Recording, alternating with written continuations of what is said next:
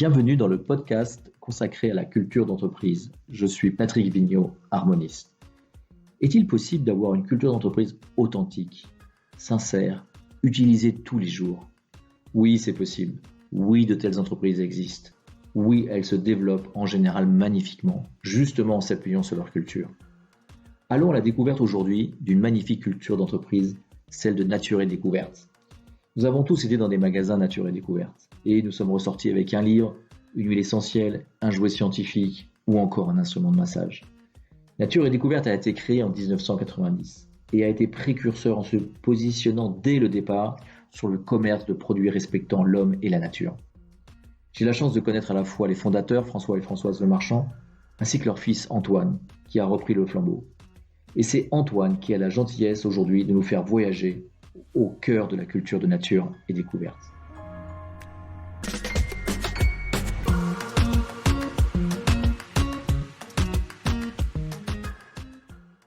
Antoine, bonjour. Bonjour. Alors raconte-nous de Nature et Découverte aujourd'hui, combien de magasins, vous êtes combien de collaborateurs? Alors, en fait, Nature Découverte, c'est un peu plus large que des magasins. C'est un écosystème de 5 entités. Alors, beaucoup de gens connaissent les magasins, évidemment. Il y a une centaine de magasins aujourd'hui en Europe. Mais il y a aussi une fondation, très active depuis 25 ans. Nous avons une ferme qui est adossée à notre siège à Versailles, une ferme urbaine en permaculture. Nous avons des ateliers pour nos clients, donc tout un programme pédagogique. Et puis, nous avons une fabrique de produits bio dans le sud de la France, à Fort-Calquier. Donc, en fait, c'est vraiment un écosystème qui gravite autour de nos clients. On a aujourd'hui beaucoup de clients, mais surtout, on a une carte de club dont les clients sont très fiers en général. On a à peu près aujourd'hui 1 200 000 porteurs de cartes payantes, donc qui vaut pour 2 ans. Et ces 5 entités gravitent vraiment grâce à nos clients, grâce à nos collaborateurs, et en staff, on est un peu plus de 1000 aujourd'hui. Alors donc présents en France, en Allemagne, en Suisse, en Espagne, et bientôt au Portugal et au Benelux. Du coup, je suis ravi de découvrir tout cet univers, tout cet écosystème que l'on ne connaît pas tant que ça. Donc c'est vraiment une découverte pour moi. Et je crois que la culture d'entreprise a été très forte dès le départ, puisque l'entreprise a été fondée par tes parents, François et Françoise Lemarchand. Voilà, quelle est l'importance de la culture d'entreprise pour Nature et Découverte? Ouais, elle est fondamentale, en fait. Elle est une émanation des valeurs et de la culture familiale de notre famille, le marchand. Mais je pourrais même élargir cette famille à beaucoup plus large, parce que les gens qui ont rejoint notre famille au début pour Nature Découverte ne comprenaient pas très bien le projet Nature Découverte, parce qu'il est assez complexe, mais sont venus principalement pour la famille. Le marchand, mes parents avaient créé Pierre Import auparavant, donc ils savaient à peu près qui ils étaient, quelles étaient leurs valeurs, quelle était leur culture, voilà, mais comprenaient pas forcément très bien le projet de Nature Découverte. Ils sont surtout venus pour cette famille. Et puis, cette culture très forte, très écrite. Il y a eu beaucoup de livres, beaucoup de publications qui ont été faites tout au long de la vie de Nature Découverte. A permis aux gens de sans arrêt voir ce que nous avions fait, vers où nous allons aussi. C'est-à-dire que par exemple, chaque année, on a un plan de l'année écrit où tout le monde intervient dedans pour décrire ce qu'il va faire, ce qu'il aimerait faire. Donc voilà, l'écrit est extrêmement important, et l'écrit est aussi important dans le concept même de Nature Découverte, parce que c'est un concept qui parle beaucoup de ses fournisseurs.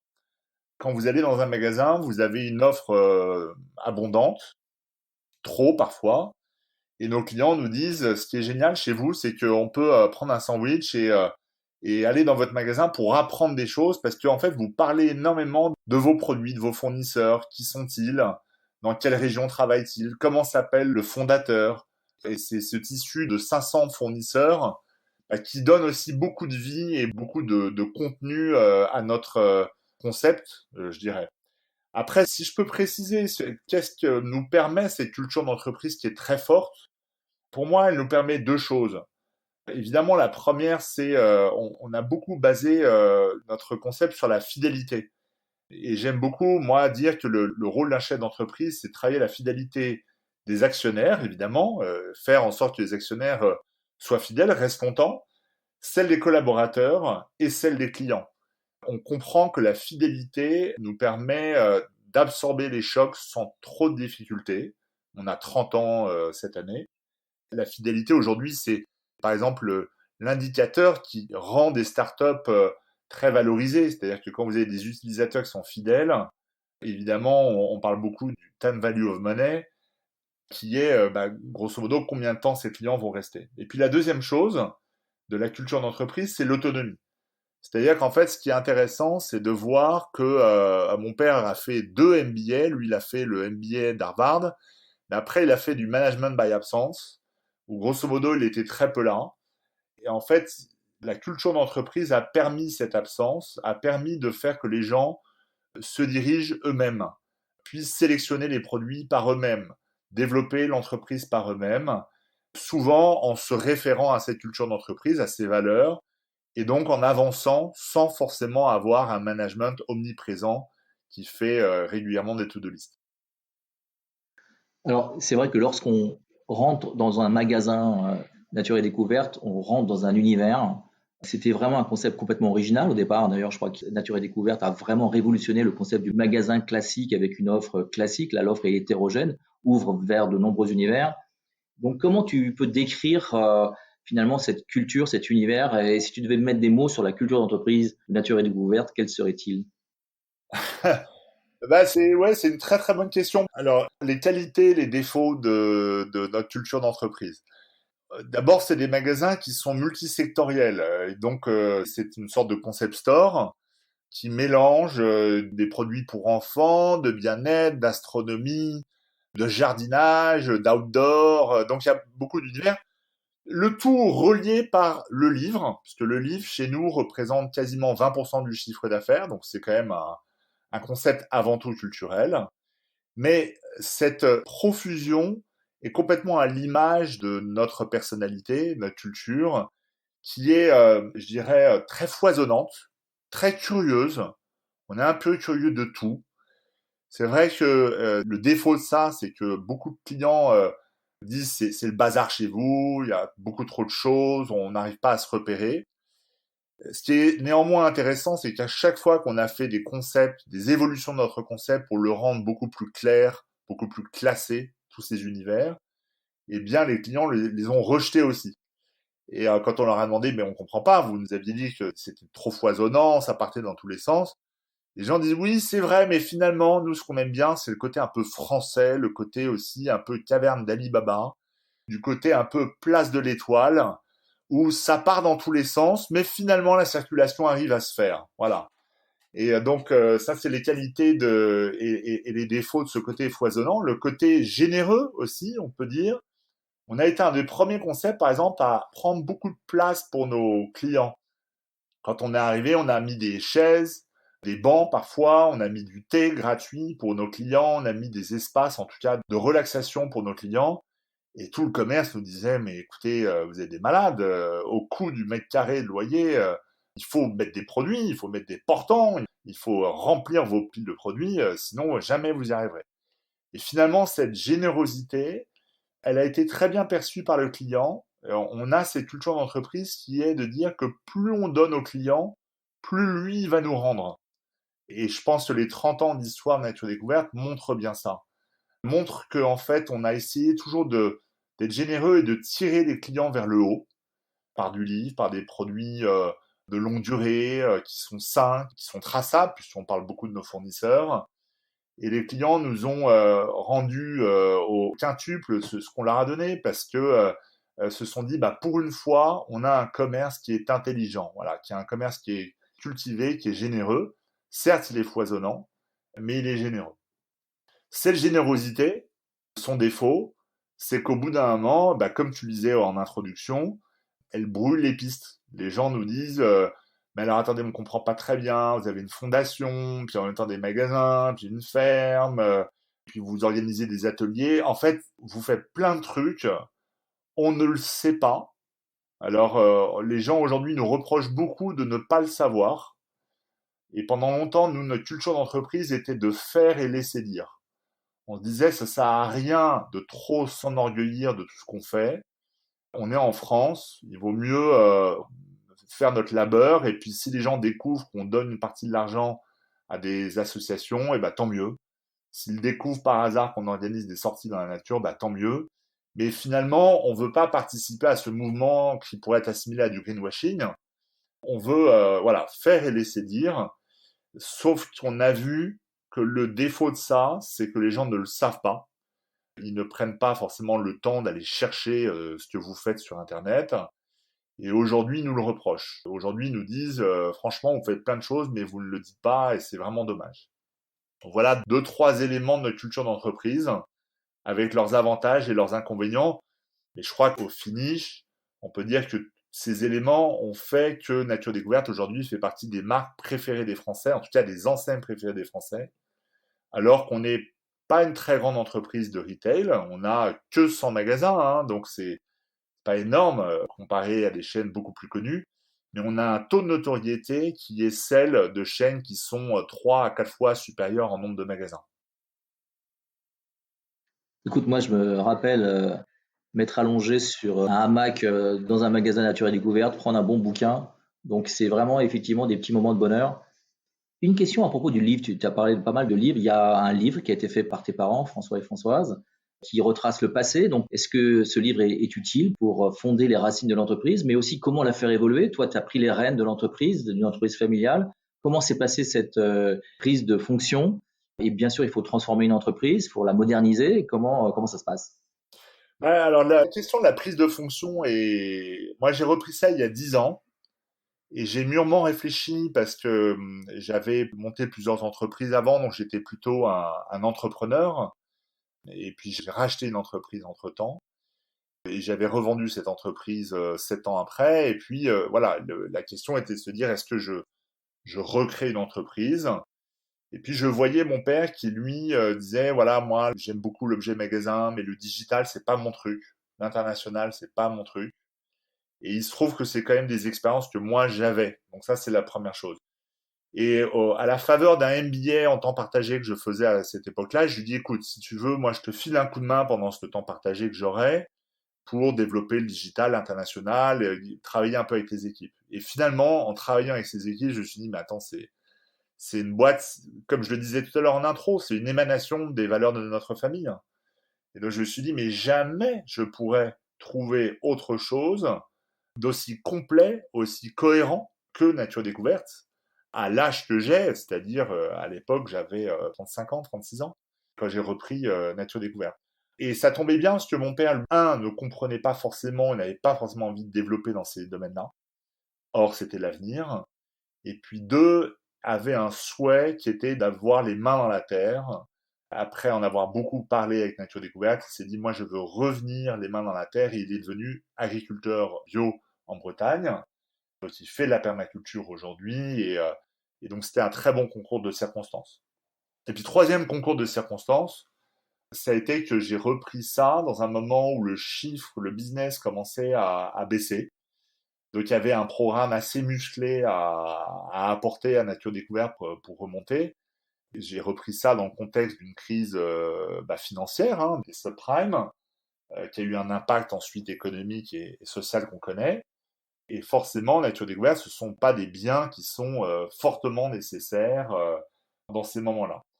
Donc, d'une certaine manière, j'ai eu vraiment peur de reprendre l'entreprise parce que je succédais à une sorte de mythe qui sont François et Françoise Lemarchand. Je me suis dit, est-ce que je vais pas tomber dans le côté fils d'eux, classique, et surtout en France, où finalement, voilà, je vais juste faire la prolongation de ce qui a été fait. Au mieux, au pire, je vais planter la boîte, on dira, ah, ben, on vous l'avait bien dit. Et finalement, la chance que j'ai eue, c'est ce chiffre qui baissait, et cette crise aussi, des mesures assez vigoureuses qu'il fallait prendre, et je les ai prises avec une nouvelle équipe, mais aussi des anciens. Fermer des magasins, changer complètement les gammes de produits, rechanger nos prix, revoir notre plan de développement, parce qu'on développait beaucoup dans les centres commerciaux. On a à ce moment-là beaucoup plus développé en centre-ville. Et évidemment, développer l'international et le digital en parallèle. Tout en changeant beaucoup de progiciels en interne, SAP, etc. Donc, tout ça a fait que je me souviens de me dire, waouh, la montagne, elle est énorme, mais si je réussis, à la franchir, je crois que j'aurais même plus la question de me dire est-ce que j'ai bien réussi ou non de suivre à mes parents. La question se posera même plus. Et j'ai eu beaucoup de chance d'arriver à ça. Donc on a remonté les chiffres, on a changé nos plans, on a recruté des nouveaux, on a mis en place beaucoup de nouveaux outils, on s'est développé sur le digital, le CRM, beaucoup de nouvelles choses, et qui ont fait qu'aujourd'hui, Nature Découverte a 30 ans et se porte plutôt bien. Voilà. Et juste pour finir sur les livres, mes parents ont fait plusieurs livres. Tous ces livres et toutes ces revues ont permis aux gens de Nature Découverte de savoir d'où ils venaient. Voilà. Ce qui est délicat quand on écrit des livres, c'est évidemment toujours d'éviter le côté c'était mieux avant. Et surtout quand l'entreprise était plus petite. On voit par exemple dans leur dernier livre qui s'appelle En explorateur, on voit les premiers pas de Nature Découverte. Et forcément, il y a toujours une nostalgie, surtout en France, de ce qui est plus petit, ce qui est plus humain, moins international. Et ma crainte était ça quand le livre est sorti, de dire les gens vont tous dire ah bah ouais c'était mieux avant, et là aujourd'hui on se prend le Covid, on se prend du SAP, du digital, c'est hyper compliqué, des réseaux sociaux, tout est beaucoup plus compliqué. Et en fait non, ils ont aussi lu dans le livre les galères que ça a été de monter Nature Découverte, les galères que ça a été de monter Pierre Import, que rien n'était simple, que des crises on en avait déjà eu. Alors certes, pas aussi grandes que le Covid ou le subprime, mais il y a eu des crises. On a eu des crises à un moment de secte aussi, à un moment où, comme on ne disait pas ce qu'on faisait en dehors des magasins, il y a eu des rumeurs en disant ah ouais, ben Nature Découverte c'est une secte. Alors ça a changé parfois. Une fois c'était Moon, une autre fois c'était Scientologie, après c'est revenu à Moon. Enfin bref, ça a évolué. Ça a été une crise très dure pour les gens de Nature Découverte, surtout en interne, et qu'on a levé justement en exprimant beaucoup plus ce qu'on faisait parce que ça servait finalement à pas grand-chose de faire la fondation ou nos sorties sans que personne ne le sache. Écoute, moi je recommande ce livre qui est d'abord très bien illustré et surtout qui raconte toute l'histoire de Pierre Import, toute l'histoire de la Fondation de Nature et Découverte et donc énormément de choses absolument passionnantes. Tu parles beaucoup de crise et on est en pleine crise du Covid. Alors nous, en Harmoniste, on a tendance à dire que lorsque une entreprise a une belle culture, quelque part, cette culture est un peu le système immunitaire de l'entreprise, c'est-à-dire que ça lui permet de mieux résister, de créer une cohésion des équipes. Alors je crois que vous êtes très impacté par cette crise. Comment ça se passe? Est-ce que tu ressens un peu que cette culture est quelque part des globules blancs ou un système immunitaire qui vous permet de garder le moral et de garder la foi malgré la crise? Bon, alors oui, oui, la crise du Covid, concrètement, ça engendre quoi? C'est 90% de l'activité qui est à l'arrêt, les 10% étant le web, qui fonctionne par contre très bien, mais c'est que 10%, et 80% de personnes au chômage partiel. Donc on est évidemment dans les trois tiers que décrivent pas mal de sociologues. Il y a une partie effectivement, aujourd'hui en télétravail, l'autre partie sur le terrain, notamment à l'entrepôt et la zone e-commerce, et puis une partie majoritaire en chômage partiel. Donc la question a été de se dire comment va-t-on faire pour unir ces trois populations qui, celle qui est au chômage partiel se sent un peu mise à l'écart en se disant finalement ils n'ont pas besoin de moi. Ceux qui sont sur le terrain, notamment à l'entrepôt, peuvent se dire ouais mais moi je prends le risque tous les matins d'aller bosser et la maladie on comprend pas très bien comment elle passe, est-ce que c'est par les produits, le machin, masque, pas masque, du gel, pas du gel, enfin bref, eux se disent moi je suis sur le terrain, donc grosso modo je suis sur le champ de mine, et puis les gens en télétravail avec eux la frustration de se dire voilà on n'est pas sur le terrain parce qu'on est quand même des gens de terrain, on aime les magasins, un peu par l'épuisement des calls parce que le call fait appel à principalement à Louis et c'est beaucoup plus fatigant finalement l'accompagnement de Louis et de la vue qu'on pratique tous les jours. Il y a une série incroyable de décisions qu'il faut prendre, de fermeture, etc. Mais voilà, il y a une psychologie qu'il faut pas négliger dans ce moment-là, qui est d'essayer d'unir au maximum les gens. Alors on a des plateformes qui nous permettent d'échanger des blagues, des recettes, on fait des concours, photos de yoga. Donc grosso modo, on est quand même une entreprise de doers dans le mot anglais. Donc on aime montrer que malgré le confinement, on fait toujours des choses. Même ceux qui sont au chômage partiel, voilà, nous font passer des recettes du yoga ou autre. ou de la culture générale, parce que voilà, on a envie de faire constamment vivre nature découverte. Je crois que le côté familial que j'écrivais, notre grande réussite, ça a été de faire que c'est une entreprise familiale, donc le marchand, mais qui a quand même réussi à créer cet esprit familial. Et pourquoi je le dis, c'est qu'aujourd'hui, on a des collaborateurs qui sont touchés directement par le Covid, mais plus indirectement, on va dire, donc des parents, des grands-parents ou autres. Et il y a une super solidarité des personnes qui passent des coups de fil. Voilà, on sait qu'il y a des collaborateurs qui sont, il y a des mères seules parfois avec des enfants. Voilà, et je trouve qu'il y a une très très bonne entraide. Pourquoi il y a ça? Il y a ça parce que je crois qu'en fait la crise du Covid, moi ce que j'ai appris, c'est qu'en fait ça sert à rien de faire l'innovation, produits, services et tout. On voit qu'en fait c'est tellement secoué le monde dans lequel on vit. Moi, par exemple, les 5 derniers Noëls, qui sont des périodes très fortes pour nous, il y en a 4 qui se sont passés pas du tout comme on l'imaginait. Les gilets jaunes, des attentats, les grèves sur les retraites, là, cette année, ça va être le Covid. Enfin, c'est constamment chamboulé. Donc, la seule boussole qu'on puisse avoir, c'est les valeurs de l'entreprise, la culture d'entreprise, autour de laquelle on doit pivoter constamment en fonction de la situation. Finalement, l'innovation de demain, ça sera une innovation managériale qui nous permettra constamment de nous adapter.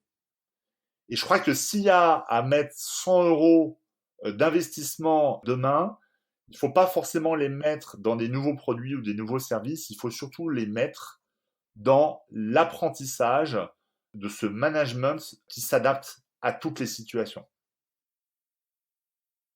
Écoute, j'adore tes propos. En tant qu'harmoniste, je ne peux que 100% y souscrire. Il y a une autre chose qui est très forte chez Nature et Découverte, c'est le sens, c'est la raison d'être depuis le départ, depuis 1990, travailler sur la nature, travailler sur le voyage, travailler sur la découverte. Voilà, donc je crois que tu es très engagé dans tout ce qui est entreprise à mission, dans tout ce qui est aussi Bicorp. Je crois que Nature et Découverte est une des premières Bicorp en France. Est-ce que tu peux nous en parler? Qu'est-ce que ça donne comme effet en interne? Alors oui, en fait, on est très engagé depuis le départ. Comme je l'ai dit, beaucoup de gens savent qu'on fait plein de choses, mais ne savent pas encore assez bien ce que nous faisons. Par exemple, la fondation, qui est une des plus grosses fondations environnementales en France, on a, par exemple, distribué depuis le début de cette fondation, on est quasiment proche de la quinzaine de millions d'euros. Donc c'est une fondation qui vit de un peu plus de 10% du résultat net, qui est sous l'égide de la Fondation de France. Et cette fondation était peu connue. Elle travaille beaucoup sur la biodiversité, les questions de biodiversité et d'éducation à la nature. Elle était peu connue, cette fondation. Et par exemple, la mise en place de l'arrondi en caisse a vraiment permis de faire connaître cette fondation. Et ça, c'est vraiment un truc que j'ai envie de partager, c'est que quand on sollicite aussi sa base, et nous, notre base de clients, pour finalement arrondir, donc quand les gens achètent, ils peuvent arrondir à la somme supérieure pour aider la Fondation Nature Découverte, eh bien, on s'aperçoit d'une générosité absolument incroyable. Donc, ce que je veux partager, c'est que la culture d'entreprise, ce qui est fabuleux, c'est quand on arrive aussi à faire que nos clients s'en emparent. De toutes les manières, on voit bien que nos clients aujourd'hui nous disent, vous savez, vos produits ils sont super et tout, mais moi, ce que j'achète, avant tout, c'est vous, c'est vos valeurs. Ce que j'achète, c'est votre modèle économique, c'est votre générosité dont je parlais tout à l'heure. C'est vraiment, les gens achètent pas un bien, ils achètent vraiment un état d'esprit avec Nature Découverte. Et l'arrondi a fait ça. Après, on fait beaucoup de choses avec le carbone, etc. Bon, bref. En fait, nous, on cherchait un label qui regroupe toutes les entités, on va dire, qui fait un peu un purpose riche d'une entreprise. Mais on cherchait aussi le côté communautaire pour se tirer un peu la bourre, pour apprendre des autres. Déjà, c'est important de dire auprès de tout le monde que on a un réseau, on n'est pas juste seul, on n'est pas juste nous à dire Nature Découverte fait ça, fait ci, mais on dit qu'on fait partie d'un grand réseau. Et on se tire un peu la bourre parce que, je vous disais, il y a toutes les industries dans Bicorp, et donc l'essentiel, c'est d'être Bicorp, mais c'est surtout de progresser. Et donc on a choisi d'être Bicorp et on a été ex aequo la première Bicorp française en France. Écoute, c'est formidable d'être comme ça, pionnier et précurseur. Et, une question aussi importante qui est l'actionnariat, en fait. Tu as vécu des actionnariats différents, d'abord un actionnariat familial, puis l'entrée d'un fonds d'investissement aux côtés de la famille, Raise, je crois, et puis en 2019, l'acquisition de la société par Fnac Darty. Est-ce que tu peux nous raconter en quelques mots ces différentes étapes et comment ça s'est passé? Ouais, c'est assez simple. C'est l'étape qui a fait passer de l'actionnariat familial. Alors, il se trouve qu'en fait, non, on n'était pas totalement familial au début. On avait le CIC Finance, la partie, on va dire, venture de la banque CIC qui était dans notre capital et qui est resté 19 ans au capital, ce qui est assez unique parce qu'en général, la vocation d'un fonds, c'est de rester 6-7 ans grand maximum. Voilà, et au dire des gens du CIC, ils sont restés parce qu'ils ont beaucoup appris avec nous. On est une marque très sociologique qui leur permettait de comprendre non seulement la nature des gouvernements, mais également d'autres industries. À un moment, le CIC nous a dit, voilà, écoutez, on n'a pas vocation à rester plus longtemps que 20 ans, c'est déjà bien. Et puis, je trouvais que le conseil d'administration était quand même assez monosanguin, très le marchand, et j'ai vraiment voulu changer drastiquement ce conseil. Ma peur étant d'être, voilà, moi je m'entends très très bien avec mon père et ma mère, et l'inconvénient c'est qu'on pense souvent la même chose, donc je me suis dit il faut absolument avoir du sang neuf, donc on a fait rentrer le fonds d'investissement Raise, qui a remplacé le CIC, mais qui un peu plus que remplacé, qui nous apparaissait être le fonds le plus compatible avec nos valeurs, qui sont plutôt long terme. Ils sont aussi plutôt engagés sur des financements d'entreprises à raison d'être puissantes, et beaucoup en France et en Europe. Donc ça nous a paru, mais vraiment, avoir Gonzague de Blinière et Clara Guémard au board, c'est quand même du bonheur, parce que déjà, c'est quand même des personnalités qui voient beaucoup d'industries différentes, mais qui permettent de mettre du sang neuf et tout en respectant les valeurs de l'entreprise qu'on a tout de suite partagées. C'était très simple. Et grâce à leur carnet d'adresses, ça nous a fait venir 3 autres administrateurs qui ont complété des manques que nous avions dans le digital, dans l'international. Donc, ça nous a beaucoup, beaucoup apporté d'avoir Raise. Et puis, c'est bien aussi d'avoir une certaine forme d'exigence financière au board. Certes, la famille, c'est du long terme et les fonds sont plus court terme. Et c'est bien d'avoir finalement cette alliance un peu des deux. Après, l'évolution avec Fnac Darty, elle est mue principalement parce que nous avons vu que le commerce allait se faire par des très grosses plateformes dorénavant, et soit on est un tout petit poisson type start-up, DNVB sur Internet, soit on croit dans le fait qu'il faille être sur des très grosses plateformes de commerce comme Amazon, comme Alibaba, comme Fnac Darty dans une moindre mesure. L'ETI de commerce que nous sommes était très vulnérable parce que nous n'allons pas aussi vite que la start-up et nous n'avons pas les moyens et le reach d'une grosse plateforme comme Fnac Darty, qui aujourd'hui a plusieurs millions d'abonnés, par exemple d'adhérents, qui a 800 magasins dans toute l'Europe, qui a une notoriété absolument incroyable. Et puis ça nous apparaissait être ceux qui étaient les plus compatibles avec notre état d'esprit. Ils ont majoritairement leur activité en France, on les connaît bien, ce sont des gens qui sont souvent à côté d'eux dans les lieux commerciaux. Ce sont des gros vendeurs de livres, comme nous, donc ils ont une partie culturelle qui est quand même très importante. Et puis en termes de clientèle, nos bases sont incroyablement affinitaires. C'est-à-dire qu'on a comparé nos bases de clients et on est des enseignes qui sont complètement compatibles en termes de clients. Et c'est les mêmes.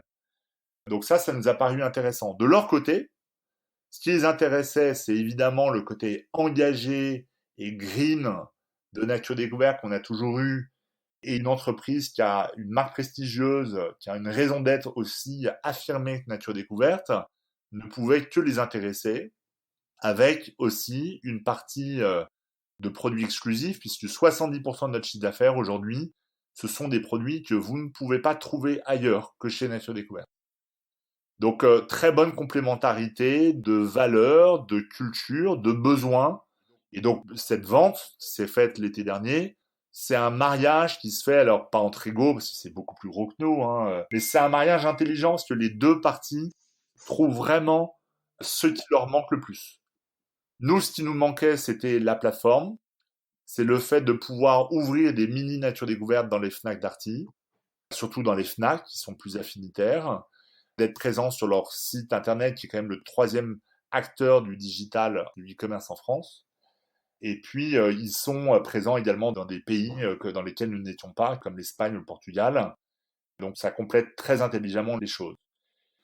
Des aspects moins positifs, c'est forcément une culture d'entreprise qui peut être menacée, où les gens peuvent se dire, bah oui, mais le marchand, vous étiez très présent, qu'est-ce qui va se passer maintenant Maintenant, on va travailler pour un grand groupe, en plus coté, et coté, pas qu'à rien, c'est vraiment, je crois, c'est à peu près 70% du capital de Fnac Darty est flottant. Donc la culture d'entreprise aurait pu être mise à mal dans cette période-là. La chose s'est plutôt bien faite, parce que c'est encore une fois des gens qu'on connaît bien. Ils nous ont rachetés avec beaucoup d'admiration pour ce que nous faisions, donc c'est toujours agréable d'être racheté quand on nous admire plutôt que quand on veut nous sauver. Et puis, il nous a paru très important, en revanche, de travailler sur la raison d'être, mais de manière beaucoup plus explicite que ce que nous faisions. Pas forcément pour être en accord avec la loi Pacte, mais surtout pour être en accord avec le timing de ce rachat, parce que on se dit c'est très important voilà, de définir quelle est notre raison d'être, quelle est la finalité de notre entreprise de manière claire, comment on peut l'écrire en une phrase, quels peuvent être les objectifs derrière de cette raison d'être, comment ça se voit sur la top line de notre chiffre d'affaires. Voilà, c'est si demain notre raison d'être est X, et ben ça veut dire qu'il faut que ça se voit aussi dans notre chiffre d'affaires, cette transformation. Donc on est en train de finaliser ce travail qui met beaucoup de temps pour décrire cette raison d'être, décrire les objectifs, tant en termes de mesures que de chiffre d'affaires. Alors, un actionnaire comme Fnac Darty ou des actionnaires comme des fonds d'investissement peuvent demander une certaine exigence, une certaine performance. Comment, dans une entreprise comme Nature et Découverte, où il y a un vrai humanisme, il y a une sensibilité aux collaborateurs, je crois que depuis longtemps, vous faites une mesure de la motivation des collaborateurs, de leur bien-être. Comment allier cet humanisme avec la performance, avec l'exigence du détail? Comment tu peux marier toutes ces données qui peuvent paraître antinomiques? D'abord, en fait, je crois que tout le monde comprend que dans le monde du business dans lequel on est, alors ça va peut-être changer, et ça va sûrement changer ce que je dis, hein. Je dirais que dans la période pré-Covid, on voyait que la ressource la plus rare, ça n'était pas l'argent, ni l'ambition, ou autre. La ressource la plus rare, c'est vraiment l'humain. C'est extrêmement dur de recruter. Moi-même, je pense ne pas être un bon recruteur. Donc, je fais très attention à m'allier avec d'autres gens pour recruter parce que seul, je pense que je me planterais. J'ai souvent tendance à recruter tout le monde, surtout quand les gens partagent les mêmes hobbies que moi. Donc, faut que je me méfie de ça. Donc, la ressource la plus rare, ce sont les équipes. Et c'est clair que nous sommes un business dont l'équation de succès repose à part égale sur la qualité du concept, la qualité de l'emplacement de nos magasins. On dit souvent retail, c'est placement, placement. Mais l'humain est absolument colossal. C'est juste un chiffre, mais c'est quand même important. Entre un magasin qui est bien géré chez nous et un magasin qui est mal géré, on peut avoir 35-40% d'écart de chiffre d'affaires. Donc c'est absolument colossal. Deuxièmement, on met énormément d'argent aussi en formation. On est 6 à 7 fois au-delà de nos obligations légales de formation. Pourquoi? Parce qu'on a un business très compliqué et surtout qu'on veut, au finish du parcours chez Nature Découverte, avoir des gens qui peuvent créer leur propre boîte, leur propre franchise, de faire leur propre business. Et ça, c'est notre fierté quand ils partent faire ça. Donc, on veut une grande autonomie de nos collaborateurs. Donc, si notre business model repose sur l'humain, l'autonomie de ces personnes-là, notamment grâce à la formation, la variable la plus importante, c'est la fidélité. Et donc, tout ce que nous faisons est travailler sur la fidélité. Mais la fidélité n'est pas qu'un indicateur, c'est évidemment aussi l'implication qu'ont les gens dans leur travail. Et puis la troisième, c'est la fierté que les gens ont vis-à-vis de leur travail, vis-à-vis de leur entreprise. Je dirais que ces trois indicateurs sont toujours ceux qu'on va regarder. C'est les principaux. Le turnover dans le commerce, il y en a malheureusement beaucoup, surtout à Paris, où on voit que la vie coûte cher et beaucoup de gens nous disent on adore nature, mais voilà, les salaires que vous proposez, même si, bah oui, c'est ceux du retail, ne me permettent pas de vivre à Paris. Et ça engendre beaucoup de turnover à notre grand désarroi. Et malgré les mesures qu'on prend, on a du mal à faire baisser ce taux. Le taux d'engagement de nos collaborateurs dans leur job, on le mesure effectivement, comme tu le disais. On voit d'ailleurs que quand on fait beaucoup de business et pas assez de choses autour de nos engagements environnementaux, eh ben l'engagement au travail est moindre.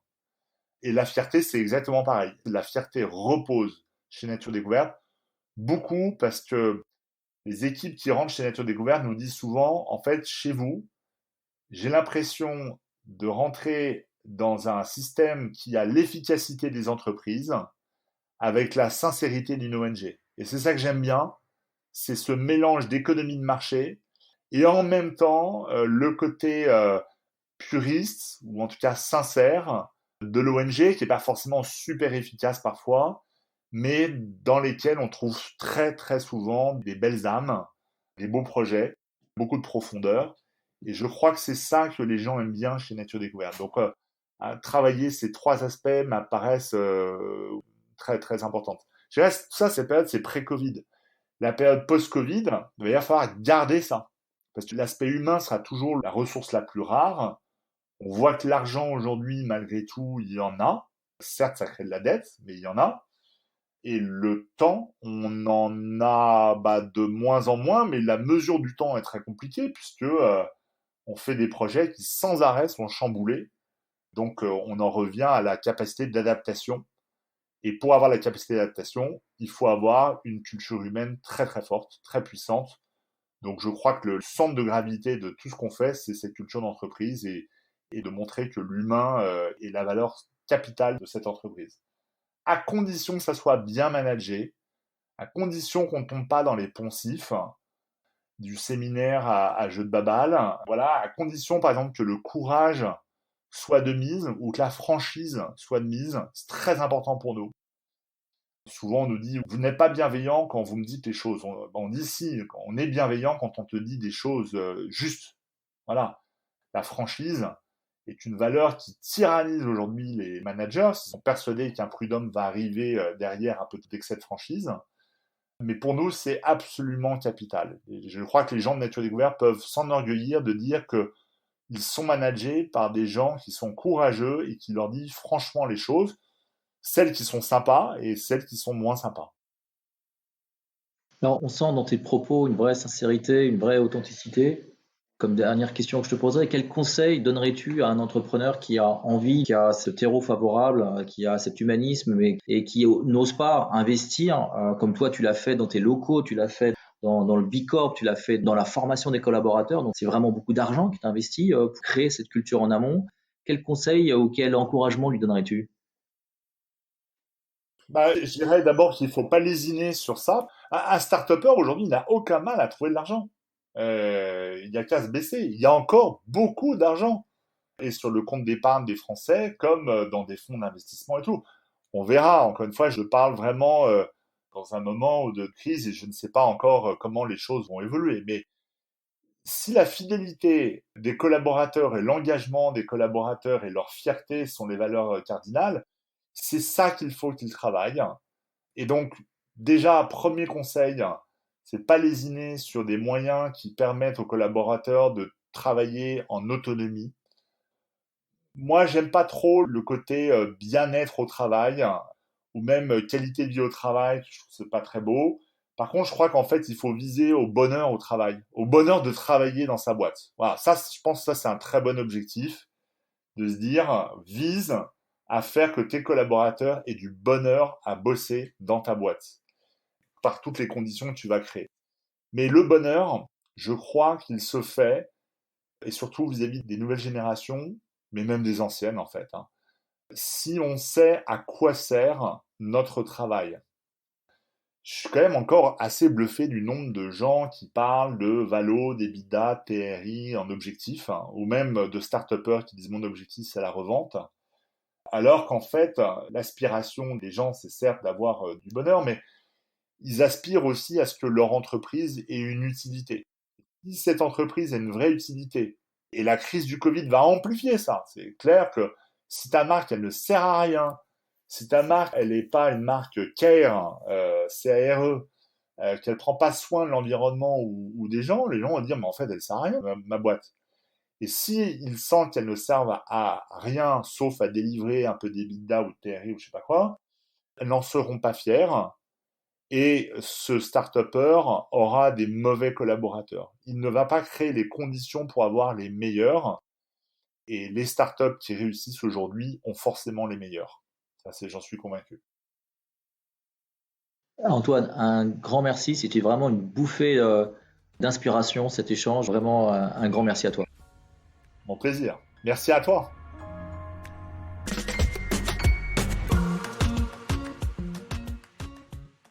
Si comme moi vous avez été passionné par ce voyage au cœur de la culture de nature et découverte, n'hésitez pas à commenter ce podcast et à le partager largement autour de vous. Il est important en effet de faire connaître ces entreprises qui ont une culture puissante et qui la vivent avec totale authenticité. Je vous donne rendez-vous dans notre prochain épisode pour découvrir une nouvelle et belle culture d'entreprise.